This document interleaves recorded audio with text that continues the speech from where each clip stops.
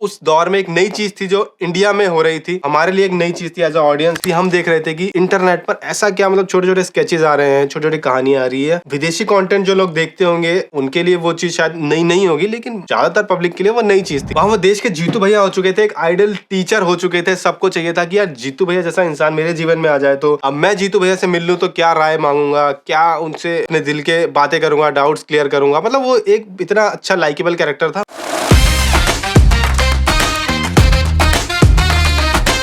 क्या दोस्तों, मेरा नाम है राजेश और आप देख रहे हैं करियर एनालिसिस ऑफ जीतू भैया। आज हम करने वाले हैं हमारी सीरीज में, आज का एक्टर होगा जितेंद्र कुमार, जिन्हें हम सब ने टीवीएफ के वीडियो से देखा और आजकल वो फिल्में, वेब शोज हर तरफ छाए हुए हैं। उनकी बात इसलिए हो रही है क्योंकि अभी पंचायत सीजन 3 आया है और हर तरफ पंचायत ही पंचायत हो रहा है। हमने भी 2 एपिसोड करके व्यूज खा लिए हैं, तीसरा एपिसोड हम फिर लेकर आ गए हैं। आज हम बात करने वाले जितेंद्र कुमार की जर्नी के बारे में, क्योंकि ये एक ऐसी जर्नी है जिसको मैंने बहुत करीबी से देखा है और आप सबने भी बहुत करीब से देखा हो, क्योंकि ये जर्नी ऐसी है जब से हम लोगों ने इंटरनेट पर अपना टाइम खराब करना शुरू किया है, तब से ही हमने जितेंद्र कुमार को, जीतू भैया को बढ़ते हुए देखा है। तो जीतू भैया के करियर की शुरुआत की बात करी जाए, जैसा कि हमें बताया गया है जीतू भैया के द्वारा ही इंटरव्यूज में, जीतू भैया, ये तो हमें पता है कि वो आईआईटी खड़गपुर में पढ़ते थे, इंजीनियरिंग कर रहे थे और वहाँ उनको थिएटर करने का शौक था। वहीं पे टीवीएफ के कोर मेंबर्स भी थे, वो भी कॉलेज में थे, वो उनके सीनियर्स थे। विश्वपति सरकार, अरुणाब, समीर सक्सेना, ये सब कोर मेंबर्स थे टीवीएफ के और ये सब लोग वहीं से पढ़ते थे और सीनियर्स थे, वहाँ पे थिएटर वगैरह करते थे। इन लोगों का ही ब्रेन चाइल्ड टीवीएफ था और वहाँ इन्होंने जितेंद्र कुमार को देखा थिएटर करते हुए। इन्होंने उनको पूछा कि करेगा क्या एक्टिंग, जीतू भैया ने एक्टिंग करी।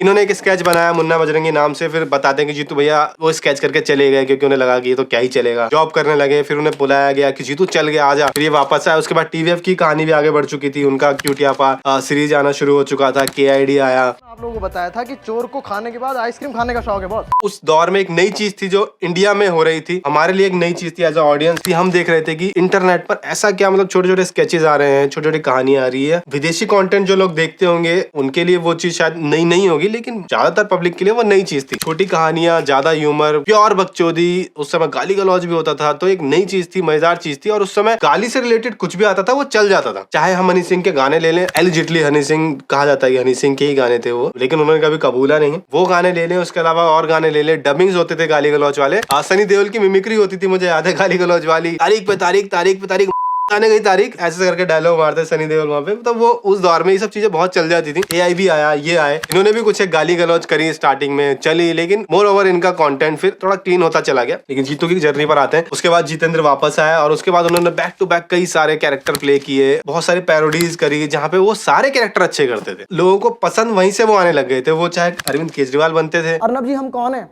हम इस देश की सताई हुई, दबे कुचले, थकी हारी जनता है हम लोग। तो वहां वो अच्छी एक्टिंग करते थे, जो कैरेक्टर पकड़ते थे बहुत ही शानदार पकड़ते थे, बहुत बढ़िया पकड़ते थे। बॉडी लैंग्वेज लो, जोक्स लो, सब वो प्रॉपर लैंड कराते थे। तो वहीं से जितेंद्र कुमार टीवीएफ का फेस बनना शुरू हो चुके थे और जैसे जैसे टीवीएफ ने ग्रो किया, जब वो इन स्केचेस से बढ़कर सीरीज पर आए, जितेंद्र कुमार की जर्नी एज एन एक्टर भी बढ़ती चली गई। सबसे बड़ा पहला माइलस्टोन उनके करियर में आया जब उन्होंने पिक्चर सीजन 1 में काम किया, जहां उन्होंने एक कैरेक्टर प्ले किया और जो फ्रस्ट्रेटेड एम्प्लॉय है, जो अपनी जॉब से परेशान है और उसके 4 दोस्त आते हैं, उसको बोलते हैं स्टार्टअप करना है, लेकिन वो बहुत सारी परेशानियों से जूझ भी रहा है अपनी पर्सनल लाइफ में। जॉब नहीं छोड़ सकता, वाइफ है, पापा है, फ्रस्ट्रेटेड रहता है, जॉब नहीं छोड़ना भी चाहता है, नहीं भी छोड़ पा रहा है। ऐसा एक कैरेक्टर प्ले किया उन्होंने। एक बड़ा ही आइकॉनिक सीन है जो बहुत सुपर वायरल भी हुआ था, जहां जीतू भैया इतने फ्रस्ट्रेट हो जाते हैं और जाकर बैट लेकर जाते हैं और हॉस्टल में जाके लैपटॉप, कंप्यूटर सब तोड़ देते हैं और कहते हैं 17 का है, इसे कन्विंस करूं मैं? 17 का यार, वहां हो गया था कि यार ये है आज के जमाने का एंग्री यंग मैन, और ऐसा एंग्री यंग मैन जो हमें हमारे जैसा लगता है, जिसकी फ्रस्ट्रेशन हमारे लेवल की है। हमें भी ऐसे फ्रस्ट्रेशन आती है, हमें भी ऐसे ही गुस्सा आता है जैसे जीतू भैया को आता है। जैसे जीतू भैया बोलो वो ऐसे हो जाते हैं गुस्से में, हमारे साथ भी यही होता है यार। वहां से जितेंद्र कुमार हम सबके लिए बहुत रिलेटेबल कैरेक्टर हो गए थे और कमाल के एक्टर वो थे। सब कैरेक्टर्स उन्होंने पकड़े थे। उसके बाद उन्होंने और सारे शोज किए। पहले वो छोटे छोटे कैमियोज करते थे, परमानेंट रूममेट्स में उनका कैमियो था, मिक्की भैया तो बहुत सेक्स करते हैं। तो अपने छोटे छोटे किरदारों के दम पर भी जीतू भैया छाए हुए थे, लोगों की नजरों में थे और टीवीएफ का सबसे बड़ा फेस बन चुके थे। उसके बाद उन्होंने और स्केचेस किए, शोज किए, लेकिन उनके करियर का सबसे बड़ा जो पाथ ब्रेकिंग था, जिन्होंने जितेंद्र कुमार को जीतू भैया बना दिया, वो था कोटा फैक्ट्री, जो नेटफ्लिक्स पर आया। और उसके बाद वो क्रिटिकली अक्लेम भी हो गए थे कि क्या एक्टिंग करी है जीतू भैया ने, क्या कैरेक्टर प्ले किया है। वहां वो देश के जीतू भैया हो चुके थे, एक आइडल टीचर हो चुके थे। सबको चाहिए था कि यार जीतू भैया जैसा इंसान मेरे जीवन में आ जाए, तो अब मैं जीतू भैया से मिल लूं तो क्या राय मांगूंगा, क्या उनसे अपने दिल के बातें करूंगा, डाउट्स क्लियर करूंगा। मतलब वो एक इतना अच्छा लाइकेबल कैरेक्टर था। वहां जीतू भैया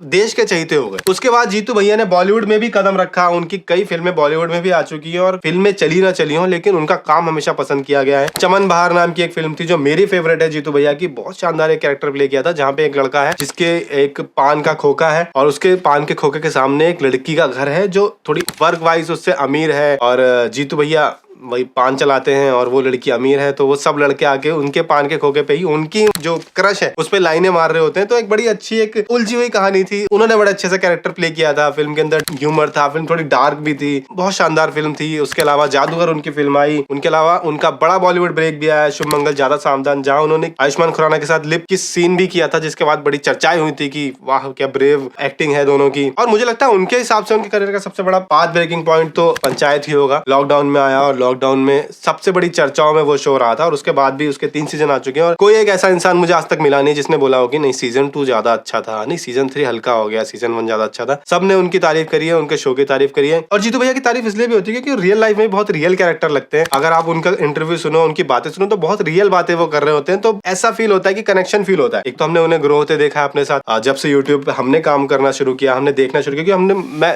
ऑनेस्टली मैं कहूँ तो मैंने तो उनको देख के काम करना शुरू किया था। हमें उनके स्केचेस पसंद थे, उनके कैरेक्टर पसंद आते थे, हम लोगों ने काम करना शुरू किया। वो जैसे ग्रो हुए साथ में, तो पूरी जर्नी के हम पार्ट रहे हैं। हमने देखा है कि वो इस छोटे स्केच में फिर कैमियो किया, फिर 10 मिनट का स्केच किया, फिर वो वेब सीरीज करी, फिर वेब सीरीज में बड़ा कैरेक्टर किया, आप फिल्म कर रहे हैं जीतू भैया। अभी उनकी ड्राई डे भी आई थी, वो भी एक अच्छी बड़ी सीरीज थी। तो इनफ वो काम कर चुके हैं और कर भी रहे हैं, और अब मुझे लगता है कि अच्छे एक्टर्स की लिस्ट में तो वो आ चुके हैं और अच्छे शोज उन्हें मिल रहे हैं, अच्छा काम वो कर रहे हैं। ये थी जीतू भैया की जर्नी हमारे लेंस से। हो सकता है हमसे काफी उनका काम छूट गया हो, तो आप कमेंट बॉक्स में बता सकते हैं आपका उनका फेवरेट काम कौन सा है। मुझे लगता है मेरा उनका फेवरेट काम मुन्ना जज्बाती भी है, और जो उन्होंने क्यूटियापा में कैरेक्टर प्ले किए थे, डिफरेंट कैरेक्टर प्ले किए थे हर एपिसोड में। किसी में वो बाहुबली बन जाते थे, किसी में वो चक दे इंडिया के शाहरुख खान बन जाते थे। वो वाले बैचलर सीरीज थी वहाँ, उसमें उन्होंने बहुत अच्छे कैरेक्टर्स प्ले किए हैं। और बाकी चमन बहार मेरी उनकी फेवरेट फिल्म है। आपके उनके अच्छे कैरेक्टर्स कौन से, पसंदीदा कैरेक्टर कौन से, उनकी पसंदीदा फिल्म कौन सी है, शो कौन से हैं। हम सेलिब्रेट करें जितेंद्र कुमार की जर्नी को, क्योंकि ये इंसान सपोर्ट करना बनता है, क्योंकि आप बोलते हो कि ये एक ऐसी इंडस्ट्री है जहाँ पे लोग अपने आप नहीं बड़े होते यार, टैलेंट के दम पे भी कुछ नहीं होता, लेकिन एक इंसान अपने टैलेंट के दम पे कहां से कहां पहुंचा है, हम सबके बीच में से ही निकल के पहुंचा, और अभी भी हम सबके बीच में दिखता है अपने जैसा लगता है। तो इसलिए हम लोग उनकी बात करने आए हैं। आप अपनी राय कमेंट बॉक्स में बता सकते हैं, लाइक करें, शेयर करें, सब्सक्राइब करें, और हम मिलते हैं अगले हफ्ते नई वीडियो के साथ।